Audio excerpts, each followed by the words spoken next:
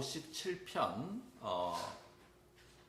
표제에 보시면 다윗이 사울을 피하여 굴에 있던 때라고 본 시편의 역사적 배경을 설명하고 있습니다. 특별히 이런 가운데서 다윗이 하나님 앞에 기도하고 묵상한 본 시편 57편 1절부터 5절까지 말씀을 중심으로 해서 내게 은혜를 베푸소서라는 말씀으로 함께 상고하고 은혜를 받고자 합니다. 저는 이번 한 주간 특별히 시편 57편을 계속 묵상하고 연구하는 그런 가운데 있습니다. 물론 시편 1편부터 지난 금요일에도 말씀드렸듯이 계속해서 시편을 원문을 통해서 읽고 또 연구하는 가운데 이번 주에는 그 순서를 따라서 이제 57편으로 넘어와서 묵상을 하게 되었습니다. 그래서 한 주간 묵상한 이 시편, 특별히 우리 출애굽기 강의가 거의 마무리되어져서 어느 정도 일단하게 되었기 때문에 어떤 말씀으로 주일 말씀을 전가할까 생각하는 가운데 특별히 시편 묵상을 하는 가운데 57편 1절부터 5절까지 오늘 함께 말씀을 상고하고자 하는 것입니다. 먼저 시편 본문 1절에 보시면 이렇게 반복으로 표현하고 있습니다. 같이 한번 읽을까요? 시작. 하나님이여 내게 은혜를 베푸소서. 내게 은혜를 베푸소서. 내 영혼이 주께로 피하되 주의 날개 그늘 아래서 이 재앙들이 지나가기까지 피하리다. 예, 그래서 오늘 1절에 있는 반복된 표현이 있습니다. 무엇이 반복되죠? 내게 은혜를 베푸소서. 내게 은혜를 베푸소서. 예, 같은 기도의 문장이 두 번 반복되었습니다. 그런데 이 내게 은혜를 베푸소서, 내게 은혜를 베푸소서라고 하는 이 하나님과 이 시적 자아인 기도하는 다윗 나와 하나님 사이에 관계가 암시되어져 있습니다. 하나님과 다윗과의 믿음의 관계, 언약 관계가 있기 때문에 다윗은 하나님 앞에 기도할 수 있고 또 하나님은 다윗에게 필요한 은혜를 공급할 수 있는 분으로 그렇게 본문이 묘사되어 있습니다. 그래서 본 시편의 이 시인인 다윗이 하나님께 바로 은혜를 베풀어 달라라고 그렇게 두 번 강구하고 있습니다. 이 기도에서 드러난 하나님의 정체성이 있습니다. 무엇이라고 했죠? 하나님은 은혜를 베푸시는 분이다. 하나님은 은혜를 베푸시는 분이다. 그 다음에 본 시편의 자아인, 시적 자아인 다윗, 나라고 하는 존재는 어떤 존재입니까?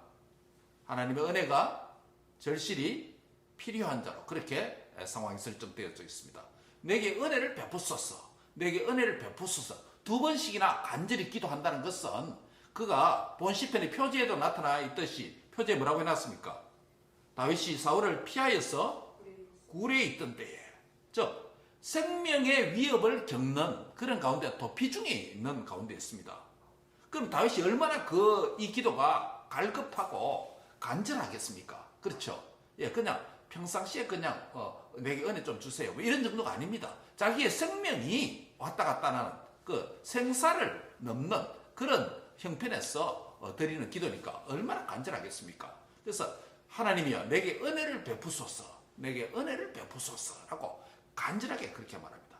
그래서 이 두 번 기도하는 이 표현 안에는 이 다윗의 간절함, 하나님은 은혜가 아니고는 내가 살 수 없다. 거꾸로 이야기하면 하나님은 은혜만이 내가 말 길이다. 살 길이다. 하나님의 은혜가 없으면 죽고 하나님의 은혜가 있으면 산다. 자신의 생사의 문제가 어디에 달려있다? 하나님은 은혜에 달려있다는 것입니다. 그러니까 그 기도가 은혜를 갈급하는 게 얼마나 간절하겠습니까? 그래서 오늘 본 시편에서 하나님과 다윗 사이에 이 기도하는 다윗의 죽음의 형편에 있는 가운데서 드리는 두 번의 간절한 기도 안에 표현되어 있는 두 인격체의 신격 인격체인 하나님과 사람 인격인 다윗 사이에 각각의 정체성이 표현되어 있습니다. 하나님은 뭐 하시는 분이다? 어떤 정체성이다? 네, 은혜를 베푸시는 분이다. 은혜를 베푸시는 분. 은혜를 주시는 수 있는 분이다. 그 은혜의 원천, 오리지널 소스가 하나님이라는 것입니다. 예. 은혜, 다른 것에서 은혜 받는 것이 아니라 하나님 자신이 은혜의 원천이라는 것입니다. 우리 현대 그리스도인들은, 특별히 우리 한국 그리스도인 뭡니까? 은혜란 말을 너무 많이 남용하는 경우가 많습니다. 어떨 때는 개그 콘서트 보고 개그 보고 은혜 받았다 이런 표현을 쓰기까지 합니다. 얼마나 남용됩니까? 제가 처음 교회 다녔을 때 81년도 10월 4일 날 중2 때 처음 교회 나갔을 때 청소년 때 신앙생활을 하면서 너무나도 혼돈되는 두 가지가 딱 있었습니다.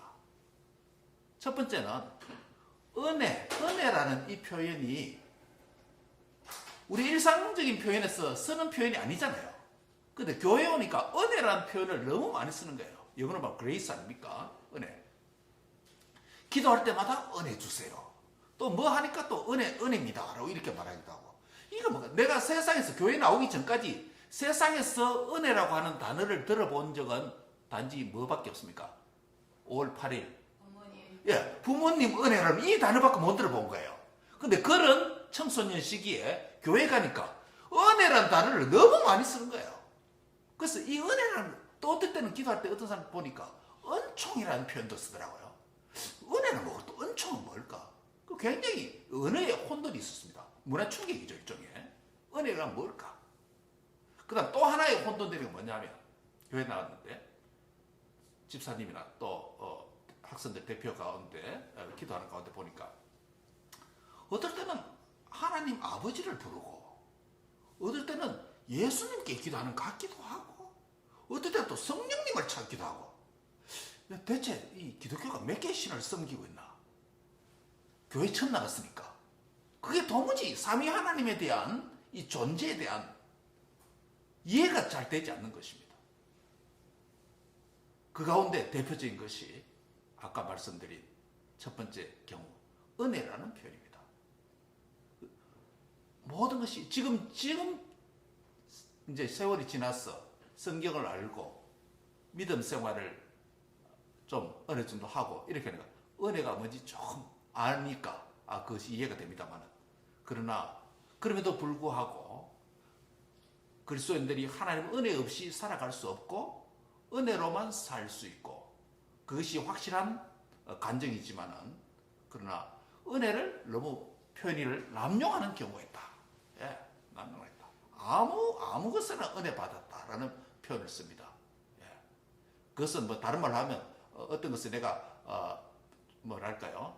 도전을 받았다, 또 감동을 받았다 이런 표현이겠죠, 그렇죠? 예, 그런 표현을 이제 은혜 받았다 기독교인들은 씁니다.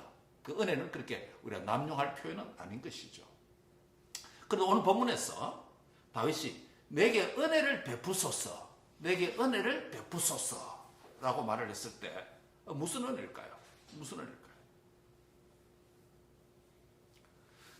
우리 그리스도인들에게 은혜는 크게 두 가지가 있다고 말할 수 있습니다. 은혜란 뜻은 무엇입니까? 아까 은혜란, 제가 교회 처음 나왔을 때 은혜란 단어가 이해가 안 됐던데, 하나님 은혜, 부모님 은혜, 어머니 은혜 뭐 이 정도 생각했었는데, 그러나 우리가 성경적으로 생각할 때 은혜는 정의가 뭡니까? 헬라어는 뭐 카리스라는 거 여러분 잘 아시죠? 그게 뭡니까? 은혜는 뭐죠? 값없이? 예, 값없이 그저 주는 선물입니다. 그렇죠? 하나님의 은혜라고 하면 하나님이 주체가 되니까 하나님께서 우리에게 값없이 선물로 주시는 것입니다.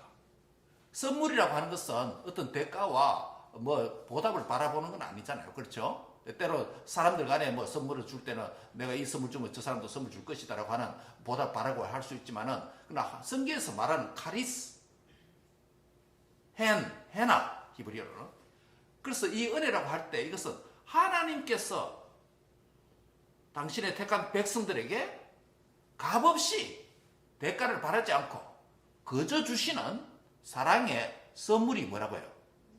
은혜라는 것이죠.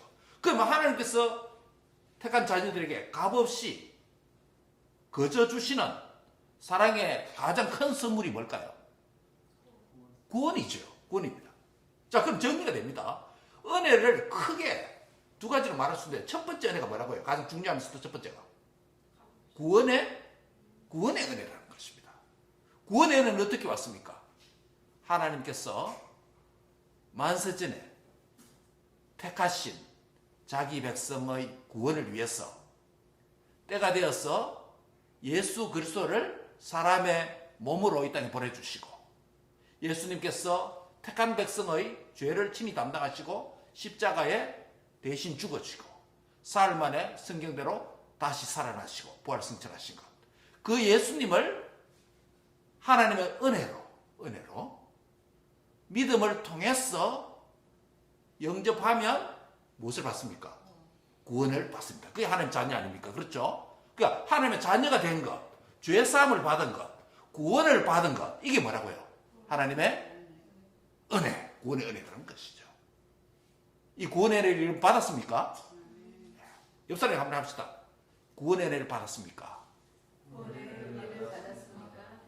예, 구원의 선물을 받았습니까? 이 말입니다. 구원의 선물을 받았습니다. 두 번째 은혜가 있습니다. 예수님을 믿음을 통해서 하나님이 거저 주시는 선물인 구원을 받았다면 그 이후 바로 천국 가는 것이 아니라 우리가 뭐합니까?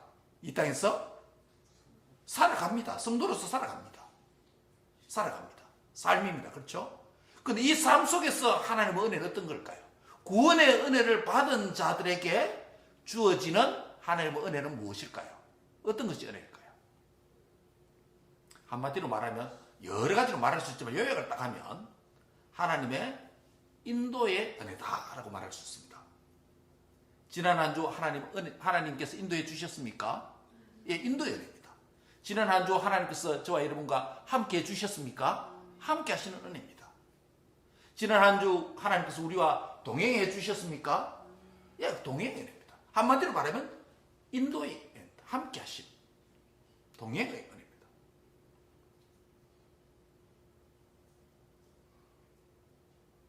옆 사람에게 한번 질문해 봅시다. 아까는 구원의 은혜를 받았습니까? 구원의 선물을 받았습니까? 라는 질문을 했습니다.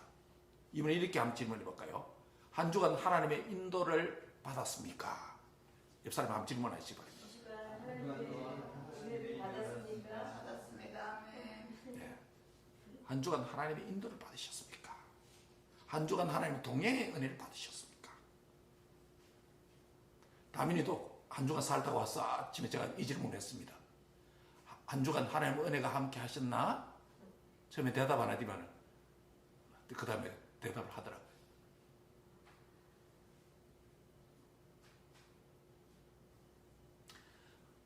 하나님의 은혜의 중요함, 하나님의 은혜가 필요하다라고 하는 이 필요성, 이것을 여러분 어느 정도 느끼고 깨닫고 있습니까? 다윗이 생사가 오락가락하는 그 상황에서 하나님이 내게 은혜를 베푸소서, 하나님이 내게 은혜를 베푸소서, 간절히 절실하게 은혜를 사모하며 기도하고 있습니다.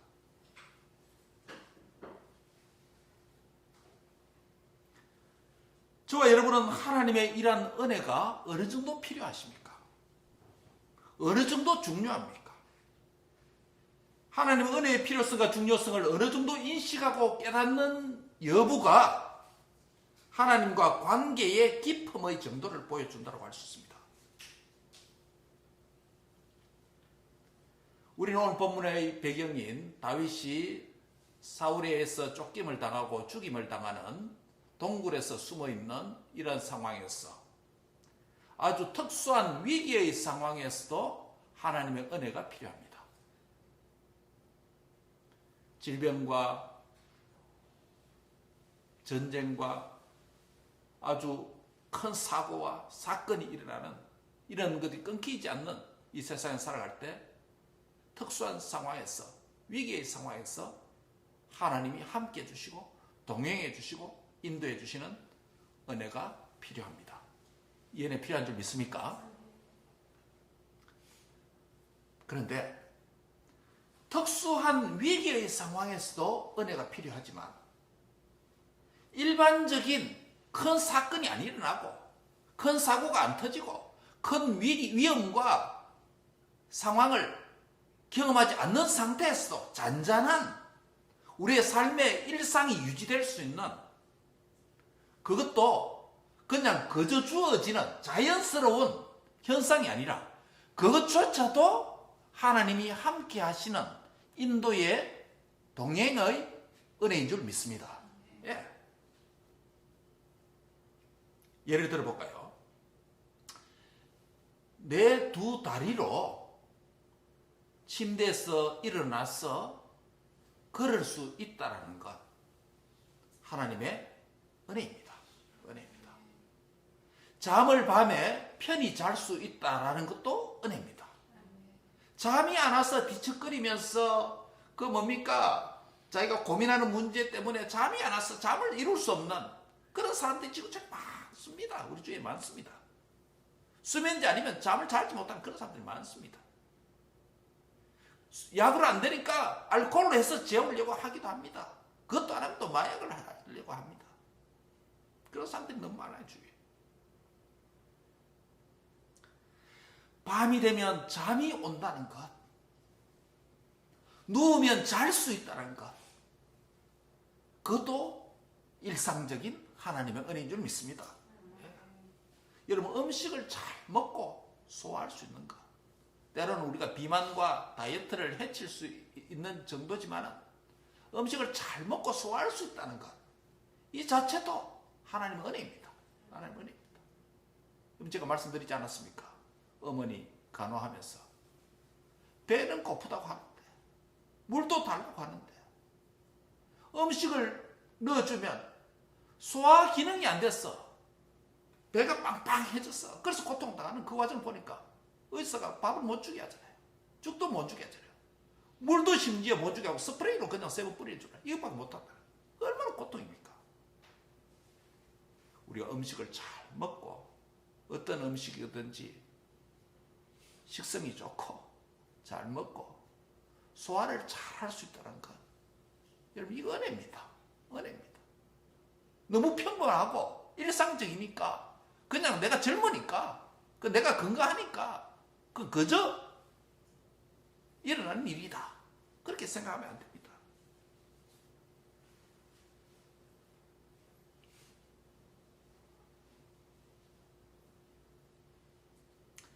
생각해보면 일상적인 모든 것들이 은혜 아닌 것이 하나도 없습니다. 내 눈을 떠서 맑은 푸른 가을 하늘을 컬러풀하게 내가 볼 수 있다는 것, 하나님의 은혜가 아닐 수 없습니다. 내 코로 다양한 냄새를 맡을 수 있다. 가을이 되어서 피는 코스모스의 컬러풀한 흐늘거리는 그 모습을 우리의 눈으로 볼 수 있다는 것, 하나님의 은혜입니다. 생각해보면 은혜 아닌 것이 하나도 없습니다. 하나도 없습니다. 그런데 많은 그리스도인들이 큰 사건이나 큰 사고나 큰 질병이나 큰 전쟁과 같은 위험 속에서만 건짐을 받은 것, 그것이 하나님의 은혜이고 일상적인 것이 하나님의 은혜라고 망각하고 잊어버리는 경우가 많습니다.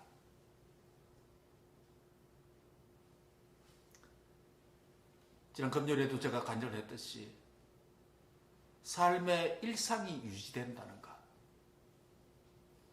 이 삶의 일상생활이 가능하다는 것, 일상이 무너지면 다 무너집니다. 사실은요.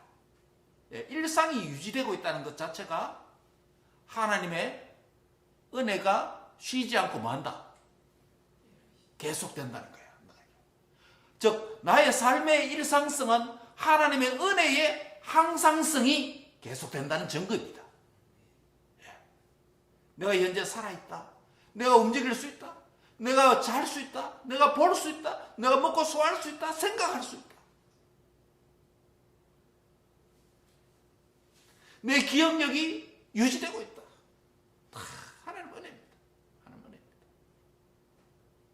그런데 이 삶의 일상성은 나에게서 온 것이 아니라 하나님의 은혜가 항상 나와 함께하는 것, 즉 항상성. 하나님의 은혜의 항상성의 결과가 내 삶의 일상성이 가능하다는 것이에요. 예? 제가 요즘 이걸 많이 느껴요. 특별히 이 말씀을 생각하면서 더 그랬습니다.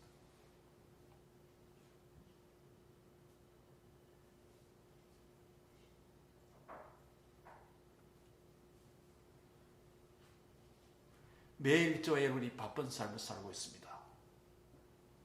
땅만 바라보면서 수고하고 열심히 살고 있습니다.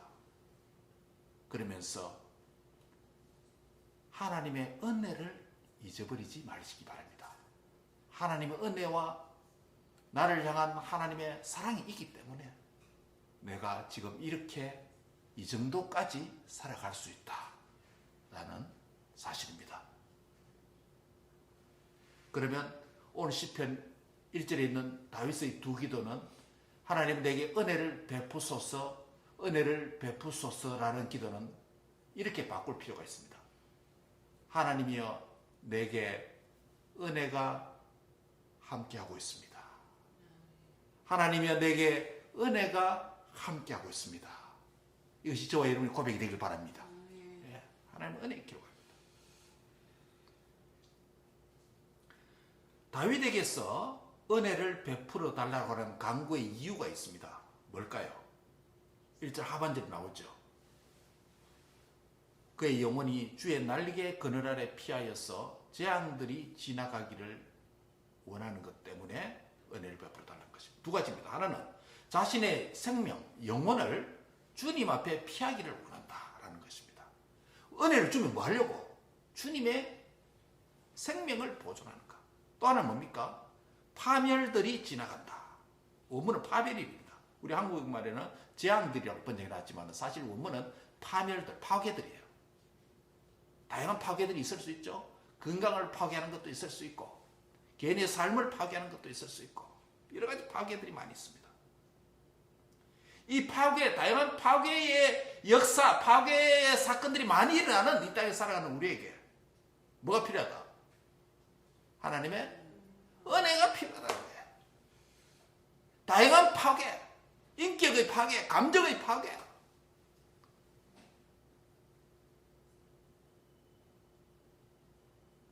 다양한 파괴하는 일들이 많이 일어나는 이 땅에서 무엇보다 내 생명을 주님 안에서 내가 피하기를 바라고 생명을 파괴하는 일도 있고 또 안전을 파괴하는 일이 있는데 이 파괴들이 지나가기를 어디에 숨는다? 주의 날개 아래. 주의 날개. 여러분 날개 크니까 새 깃털만 생각하면 안 됩니다. 새 깃털 얼마나 스트롱하겠습니까? 유튜브 동영상에 보면 어미새가 아기새에 막 태어난 아기새에게 먹이를 갖다 주는 그런 영상들이 많이 있습니다. 그 새 앞에 가슴에 뭐가 있습니까? 따뜻한 깃털이 있지 않습니까? 그러니까 알을 품고 새끼를 따뜻하게 품더라고요. 그래서 먹이 갖고 와서 먹여주고 그러더라고요. 어떤 거는 긴 뱀인데 그 새가 어떻게 그걸 먹고 소화해냈는지 모르겠어요. 예. 베이비새인데 어미새가 긴 뱀을 잡아왔었는데 그걸 집어넣는데 이거 진짜 먹는 장면 보면 그냥 삼키는 것 같아요. 그 새보다 더 큰 것 같은데 음식이 그게 어떻게 들어가서 소화되는지 모르겠습니다. 하나님의 날개, 주의 날개라고 언유법으로 이 표현된 것은 다른 말로 하면 은혜의 날개입니다. 은혜입니다. 하나님의 은혜 안에 숨는 것입니다. 이 은혜 안에 있을 때 이 파멸들이 지나간다는 것입니다. 여러분 시편 1편의 이 기도가 현재 이스라엘 팔레스타인 전쟁이 하는 사람들에게 만약에 이 시편들이 그들이 묵상한다면 얼마나 간절하겠습니까? 총탄이 위로 지나가죠. 미사일이 지나가죠. 그렇죠? 빌딩이 무너지지요.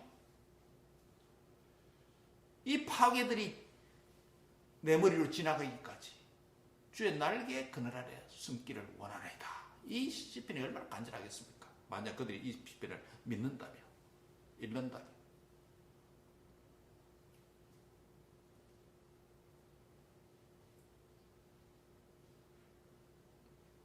사실 우리가 깨닫지 못하는, 우리가 인식하지 못하는, 우리가 미처 알지 못하는 이런 파멸들, 파괴들 사건들이 우리 주위에 많이 있습니다. 나의 잘못도 아니고 다른 사람 때문에, 다른 일 때문에 내가 큰 피해를 겪는 경우도 있습니다. 우리 그 경우처럼.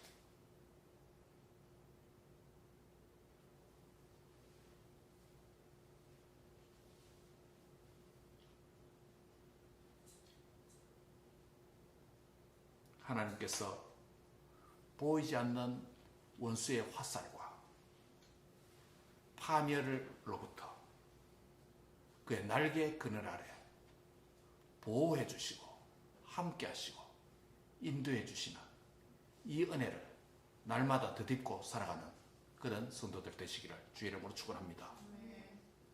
2절을 같이 읽습니다. 2절입니다. 시작. 내가 지존하신 하나님께 부르짖음이여 곧 나를 위하여 모든 것을 이루시는 하나님입니다. 내게 은혜를 베푸소서, 내게 은혜를 베푸시라고 두 번 간절히 기도하고, 그리고 주의 날개 그늘 아래 내가 이 파괴들이, 재앙들이 지나가기까지 숨습니다라고 기도한 이후에 그렇게 부르짖는 근거, 이유가 있습니다. 뭘까요? 하나님은 나를 위하여 뭐 하신다? 모든 것을 이루신다. 하나님께서 요 나라고 하는 것은 하나님을 믿는 자, 하나님과 언약 관계 안에 있는 자, 하나님을 믿는 자가 하나님을 부르짖고 기도할 때 하나님께서 그 백성의 기도를 외면하지 아니하시고 모든 것을 들어주시고 응답해 주신다 라고 약속을 하는 것입니다. 사실 원문에는 이 이루신다라는 이 동사의 목적은 없습니다. 생략되어 있습니다. 근데 문맥적으로 보면 내가 부르짖으니까 이것은 하나님께서 기도에 응답해 주신다라는 이런 내용으로 추측할 수 있습니다. 하나님께서 그의 백성이 무엇을 구하면, 부르짖으면 반드시 응답하시고 당신의 뜻을 이루어 주시는 줄 믿으시기 바랍니다. 그것이 언약의 백성들이 구하는 기도입니다. 어떻게 구원하신가? 구원의 수단이 있습니다. 어떻게 구원하십니까? 3절입니다. 같이 읽습니다. 시작. 그가 하늘에서 보내사 나를 삼키려는 비방에서 나를 구원하시는지라. 하나님이 그의 인자와 진리를 보내신다. 무엇을 보냅니까? 인자와 진리를 보내서 구원하신다. 구원의 수단을 두 가지 말합니다. 여기서 인자라고 하는 건 뭐냐면 헤세드라는 단어입니다. Unchangeable love. 바뀌지 않는 확고한, steadfast한 것. 불변의 하나님의 사랑을, 언약적인 사랑을 말할 때 이 헤세드, 인자라는 단어를 씁니다. 이것을 신약적으로 우리에게 적용하면 헤세드, 인자, 불변의 사랑, 무엇을 가리킬까요? 새 언약의 중보자이신 예수님을 저와 여러분에게 보내주셔서 우리를 죄와 사망과 사탄의 권세에서 구원해 주신 줄 믿습니다. 예수님을 보내주셨다. 인자, 예수님에게 적용할 수 있습니다. 그럼 진리, 에메트라고 부르는데 진리를 보냈다. 이 faithfulness, truth라는 의미인데 진리를 보냈다고 했을 때 옛 이스라엘에게, 다윗에게 이 진리, 하나님의 성품을 가리킵니다만은 신약 백성들이 저와 여러분에게는 이 진리는 어떤 의미가 있을까요? 하나님께서 진리를 보냈다라고 했을 때 진리이신 성령님, 성령의 감동으로 기록된 뭐? 말씀을 가리킵니다. 그래서 하나님께서 저와 여러분을 구원해 주시고 은혜를 베푸실 때 첫째는 헤세드, 인자가 되시는 누구를 보냈다? 예수님 보내서 우리에게 어떤 은혜를 주셨다? 구원의 은혜를 주셨다. 아까 은혜 두 가지를 했죠. 구원의 은혜를 주셨다. 그 다음에 두 번째 뭘 보냈다고요? 진리를 보내셨다고 했는데 이 진리는 저와 여러분에게 무엇을 가르친다고요? 진리의 말씀, 진리의 성령. 즉 진리의 성령님께서 성령에 감동된 기록된 66권의 진리의 말씀을 우리에게 주셔서 보내주셔서 우리에게 어떤 은혜를 주신다? 인도의 은혜를 주신다. 아까 은혜 두 가지 생각했습니다. 정리됩니까? 첫 번째 은혜는 뭐라고요? 구원의 은혜. 두 번째 은혜는 인도의 은혜입니다. 이 은혜를 베푸시기 위해서 하나님께서 보내시는 두 가지 수단이 있다. 인수는 어떻게 했다? 첫 번째 뭘 보냈다? 인자의 은혜를 주셨다. 이 인자의 은혜가 우리 저와 여러분에게 어떤 의미다? 구원의 은혜를 누구를 통해서? 예, 인자가 되시는 하나님 아들 예수님을 보내주셔서 저와 여러분에게 구원의 은혜를 선물로 주셨다. 두 번째는 구원받은 우리에게 이 땅에 필요한 은혜 어떤 은혜다? 이미 구원받은 자에게는 인도의 은혜가 필요한데 이 은혜를 위해서 하나님께서 뭘 보내주셨다? 진리의 성령을 통해서 말씀을 보내주셨다는 것입니다. 그럼 이 말씀을 읽어야 됩니까? 안 읽어야 됩니까? 이 말씀을 들어야 됩니까? 안 들어야 됩니까? 이 말씀을 깊이 상고하고 공부해야 됩니까? 안 그렇습니까? 해야 되죠. 그래야 뭡니까? 하나님의 인도의 은혜를 경험한다는 것입니다. 하나님 인도의 은혜를 받는다. 그냥 막연히 하나님께서 나를 인도해 주셨구나. 하나님은 이 정도로 찬양받기를 원치 않습니다. 내가 어떻게 너를 인도했는지, 내가 어떻게 너를 한 주간 동행해 왔는지, 내가 어떻게 한 주간 너를 함께 했는지 구체적으로 말하고 간증하고 찬양하기를, 또 그것을 통해서 하나님 영광 받기를 원하시는 줄 믿습니다. 예. 그냥 여러분 부모님이 내게 감사하면 그냥 감사합니다. 땡큐 뭐 그것도 감사지만 그냥 디테일에서 뭘 감사하냐. 한 주간 나에 대해서 이런 것 네, 엄마 아빠 감사합니다. 예, 그럼 부모님 마음이 다르잖아요. 그냥 땡큐보다는. 하나님도 마찬가지입니다. 우리가 단순히 은혜 감사합니다. 막연하게 은혜 감사합니다. 아까 우리 한국 그리스도인 은혜 단어를 뭐 한다 그랬죠? 남용한다 그랬죠. 개그 보고 뭐 은혜 받았다 해서, 드라마 보고 은혜 받았다 해서. 은혜에 대해서 정확하게 알고 개념을, 그 다음에 어떤 은혜를 받으니 구체적으로 말할 수 있고, 정말 하나님께서 내게 은혜를 이 은혜를 주셨는지 확인하고 표현할 수 있는 것. 그게 진리를 보내신 말씀과 진리의 성령님을 우리에게 보내셔서 하나님께서 인도해 주시는 은혜를 깨닫게 하시는 하나님의 선물이고 도구인 줄 믿습니다. 예.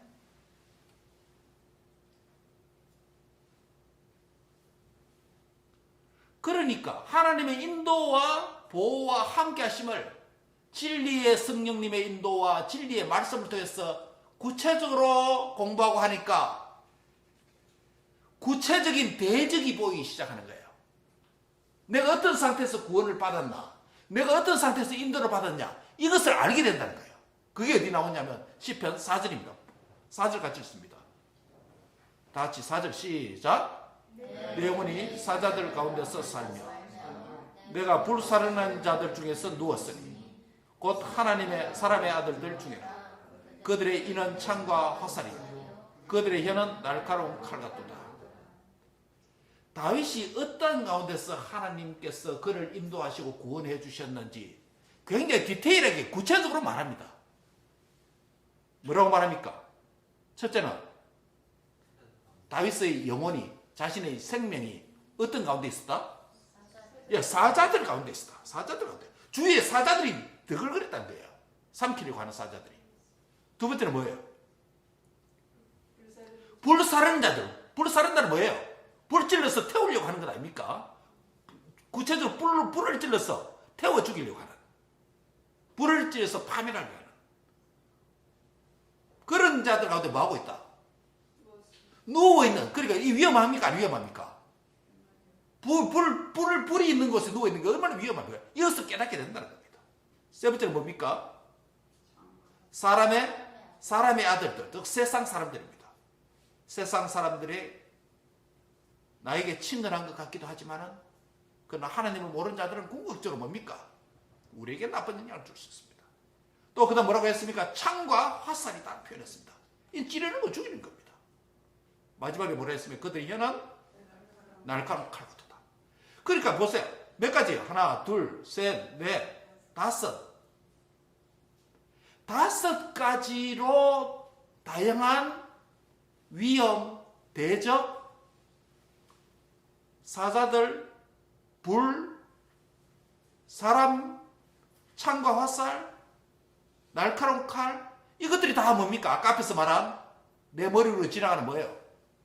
재앙들, 파괴들입니다. 즉 이런 것들을 구체적으로 보게 되고 이런 것들로부터 하나님께서 나를 구원하시고 인도해 가신다는 사실을 깨닫게 되는데 뭐가 필요하다? 하나님의 인자, 진리가 필요하다는 겁니다. 진리의 성령이 나를 깨닫게 해주시면 내가 어떤 상태에 있다는 것, 내 주위와 환경을 보게 됩니다.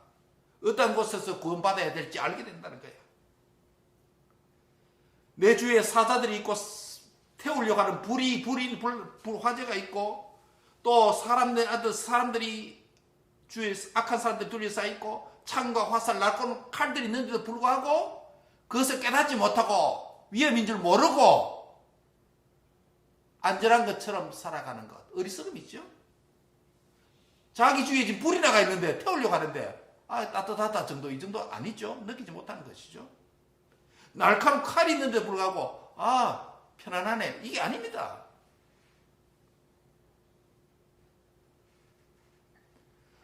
살아가고 있는 환경과 삶과 다가오는 도전들이 어떤 정체성을 가지고 나에게 다가오는 것인지, 대적 가운데 누워있는 자신의 자아를, 위험의 정도를 제대로 깨달으려면 하나님의 진리가 있어야 된다는 거예요. 진리의 말씀을, 진리의 성령이 함께 하시지 아니하시면 세상 속에서 위험인 줄도 모르고 그 죄에 취해서 빠져서 세상 사람들과 함께, 사람의 아들들 세상 사람들이에요. 그 속에 살아가는 거예요.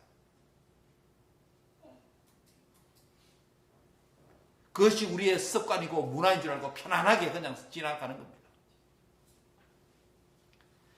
날카로운 화살보다 더 날카로운 하나님의 진리의 말씀이, 진리의 영이 우리를 조명해 주실 때 악을 악으로 보게 되고 선을 선으로 보게 된다는 것이에요. 사랑하는 성도 여러분, 우리가 살아가고 있는 이 세상 사자들이 우글거립니다.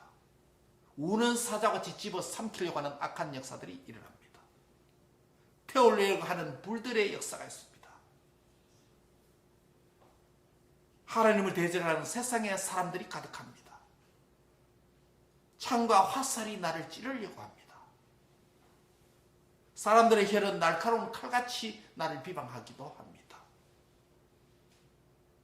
이런 것들을 제대로, 그 정체성을 제대로 깨닫고 제대로 인식하고 제대로 자신의 처지를, 환경을 깨닫게 되면 무엇을 통해서? 진리의 영의 성령님 인도와 진리의 말씀 통해서 깨닫게 되면 뭐 하게 된다? 뭐 할 수밖에 없다. 1절에 하나님이여 내게 은혜를 베푸소서. 하나님이여 내게 은혜를 베푸소서. 이 기도가 절로 나온다니까요. 우리 젊은 청년들, 자녀들의 삶을 볼 때 이러한 사자들과 이러한 창과 불과 세상 사람들이 가득한 이 세상 살아갈 때, 신앙을 가진 부모님의 눈으로 볼 때 이렇게 위험한데 하나님의 은혜가 없이 되겠냐? 하나님이 우리 자녀들에게, 우리 청년들에게 주여 은혜를 베푸소서, 은혜를 베푸소서. 이게 우리 부모의 기도입니다. 아멘. 우리 자녀들도 바로 깨달았어. 진리의 영이 여러분과 함께 하셨어. 진리의 성령과 말씀이 여러분이 조명해 주셨어. 나의 모습이 어떤 상황 가운데 살아가고 있는지 깨닫지 못하고 알지 못하고 인식하지 못하고 미리 알지 못하는 상황들이 얼마나 많이 일어나는 위기 속에서 구원의 은혜뿐만 아니라 하나님이 함께 하시고 동행하시고 인도하시는 이 은혜를 이 은혜의 필요성과 중요성을 깨달아서 이렇게 기도하세요. 하나님은 내게 은혜를 베푸소서, 은혜를 베푸소서. 이게 우리 자녀들의 기도가 되기를 바랍니다. 은혜 없이는 안 된다. 은혜 없이는 너무 위험하다. 은혜 없이는 인생이 안 된다. 현재도 없고 미래도 없다. 하나님이여, 내게 은혜를 베푸소서. 하나님은 내게 은혜를 베푸소서. 하나님은 우리 아들에게, 우리 딸에게, 우리 자녀 손들에게 은혜를 베푸소서. 은혜를 베풀어 주시옵소서. 두 번씩이나 간절히 이 은혜의 필요성과 은혜의 중요성을 부모들이 제대로 깨달을 수 있길 바랍니다. 우리 자녀들도 이 은혜의 필요성을 제대로 깨닫길 바랍니다. 그래서 하나님 같이 한번 합시다. 하나님이여, 크게 따라하세요. 하나님이여, 내게 은혜를 베푸소서. 내게 은혜를 베푸소서.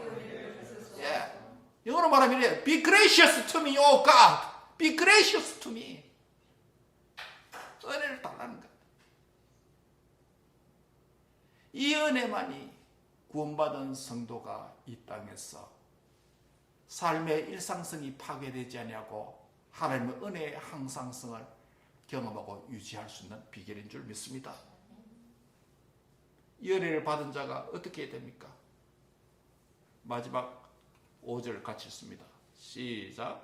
하나님 위에 높여드리시며 주의 영광이 온 세계 위에 높아지기를 원하나이다. 하나님의 은혜를 경험하고 구원의 은혜를 받고 인도의 은혜를 받은 자는 뭐 해야 됩니까? 예, 하나님께 영광을 돌립니다. 주여, 주는 하늘 위에 높이 들리시며 주의 영광은 온 세계 위에 뭐하기를 높아지시기를 원하나이다. 라는 거예요. 인생의 목표가 여기 있습니다. 너에게 은혜를 베푸소서, 내게 은혜를 베푸소서. 구원의 은혜를 주님께 기도했잖아요. 그러니까 하는 구원의 은혜와 인도의 은혜를 받았죠. 부르짖음을 들어주셨죠. 그 다음에 그것을 잊어버리면 안 된다는 거예요. 뭐 해야 된다? 하나님께 영광을 돌리는 거예요. 어떻게? 주는 하늘 위에 높이 들리소서. 즉 하늘, 주님께서 이 모든 일을 행하신 주님이 왕이십니다. 그리고 주의 영광이 온 세계 위에 높아지기를 원하나이다. 사랑하는 형제자매 여러분, 내 인생의 위기에서 또 내 인생의 일상적인 삶 속에서 하나님은 내게 은혜를 베푸소서, 내게 은혜를 베푸소서라고 하는 이 간절한 은혜의 필요성과 은혜의 절박함이 하나님 앞에 매일 기도로 표현되기를 바랍니다. 부모이든 자녀이든 내게 은혜를 베푸소서. 하나님 오늘 은혜가 함께 주셔야 내가 공부를 잘할 수 있고, 하나님 은혜를 주셔야 내가 직장 일을 잘할 수 있고, 하나님 은혜를 주셔야 내가 결혼을 할 수 있고, 하나님 은혜를 주셔야 내가 앞으로 미래가 열립니다. 그래서 하나님이여, 내게 은혜를 베푸소서. 내게 은혜를 베푸소서. 우리 청년들 따라합시다. 하나님이여, 크게 하나님이여, 내게 은혜를 베푸소서. 내게 은혜를 베푸소서. 아멘. 이 은혜를 받았어. 하나님께서 인도와 보호와 삶의 일상성이 계속 유지되도록 해주는 은혜를 받고 체험한 이후에는 어떻게 된다? 하나님이여, 하나님이여, 주는 하늘 위에 높이 들리시며 주의 영광은 온 세계 위에 높아지시기를 원하나이다. 예. 첫 번째는 하나님은 내게 은혜를 베푸소서, 내게 은혜를 베푸소서 부렸다. 마지막은 뭡니까? 하나님은 내게 내 삶을 통해서 영광을 받아 주시옵소서. 하나님이여 불렀다가 하나님이로 끝났죠.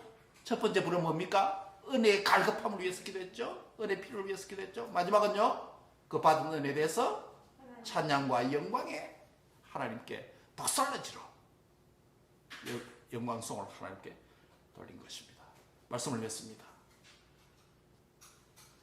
우리는 특별한 위험의 상황, 위기의 상황, 특별한 일에 필요한 은혜가 필요하기도 합니다.